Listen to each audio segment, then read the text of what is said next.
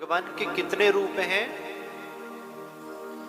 स्वरूप तो अनेक हैं, लेकिन रूप तीन हैं: सत्य, चित और आनंद। सत्य, चैतन्य और आनंद। अगर यह तीन स्थिति हमारी बुद्धि में नहीं है तो आपका रोज मंदिर जाना बेकार है, आपका रोज कथा श्रवण करना बेकार है, आपका माला जपना भी व्यर्थ है। लेकिन यह तीन स्थिति अगर आपकी बुद्धि में, मन में स्थापित है तो आपको कण कण में, वृक्षों में भी परमात्मा की अनुभूति हो जाएगी, वृक्षों में भी परमात्मा का दर्शन हो जाएगा। वृंदावन के जो वृक्ष है ना, ये ऐसे वैसे वृक्ष नहीं,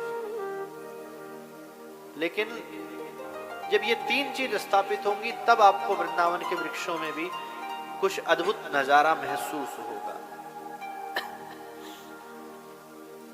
वृक्षों में भी भगवान नजर आएंगे, जिस प्रकार से प्रहलाद जी को खंभ में भगवान नजर आ गए, क्योंकि बुद्धि में यह तीनों चीज स्थापित है।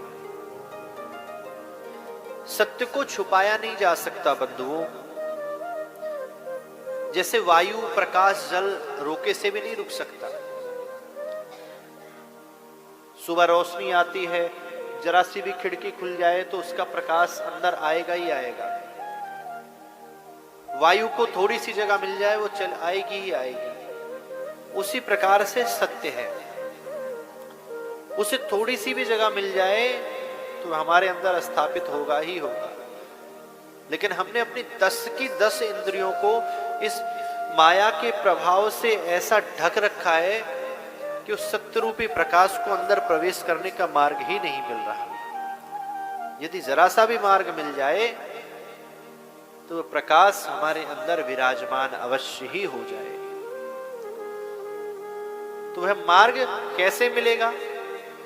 कथा श्रवण से मिलेगा, भागवत जी के द्वारा पता चलेगा कि वो कौन सा मार्ग है जिससे सत्य रूपी परमात्मा हमारे अंदर प्रवेश करेंगे।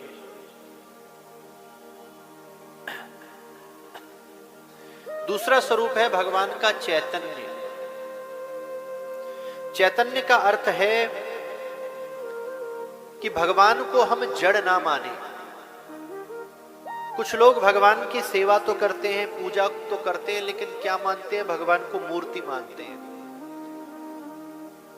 सुबह किसी दिन जल्दी ऑफिस जाना है, सारे काम आप करेंगे, स्नान भी करेंगे, नाश्ता भी करेंगे, ब्रश भी करेंगे, सब कुछ करेंगे, लेकिन जो सबसे महत्वपूर्ण काम है, जो हम अपनी दैनिक वंदना पूजा पाठ करते हैं, वो नहीं करेंगे। क्यों नहीं करेंगे?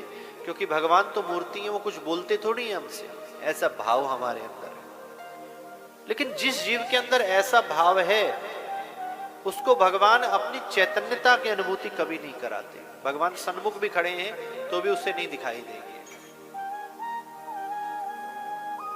इसलिए भगवान को कभी जड़ ना माने, चैतन्य माने। कहा जाता है छोटे बच्चे भगवान का स्वरूप होते हैं। क्यों भगवान के स्वरूप होते हैं? क्योंकि वह सत्य आश्रित होते हैं। उनके अंदर जरा सा भी झूठ नहीं होता है। बच्चा रोने लगा, चंद्रमा को देख के रो रहा है कि ये मुझे चाहिए। माता पिता ने समझा दिया, ठीक है अभी चुप हो जाओ, थोड़ी देर में लाकर दे देंगे। बच्चा चुप हो गया, उसने मान लिया। भगवान ने ना बिल्कुल स्वच्छ हमें बनाया था, बिल्कुल एकदम 24 कैरेट गोल्ड की तरह, लेकिन हमने आकर यहां पर इतनी मिलावट कर ली, उसमें स्वयं के द्वारा ही मिलावट हमने करी है। तो कहने का तात्पर्य है, आपने एक बार बच्चे से झूठ बोला, चंद्रमा लाएंगे, उसने मान लिया, चुप हो गया। कुछ दिन बाद फिर कुछ मांगा, फिर झूठ बोल दिया, फिर मांगा, फिर बोल दिया। अब वह समझ गया कि ये झूठ बोलते हैं और ऐसा ही हमको भी करना चाहिए। धीरे धीरे बड़ा हो गया, वह भी आपकी तरह ही बोलने लगा। किसने सिखाया? हमने सिखाया। भगवान ने नहीं सिखा कर भेजा था। इसलिए दोष भगवान पर डालते हैं कि उसने ऐसा कर दिया, वैसा कर दिया। सबने खुद के साथ ही कुछ ना कुछ छेड़छाड़ी करी है। तो कैसा भाव रखो भगवान के साथ? चैतन्यता का, कि ठाकुर जी चैतन्य है। आप हमारे संतवाणी चैनल को सब्सक्राइब करें, वीडियो को लाइक करें, शेयर करें।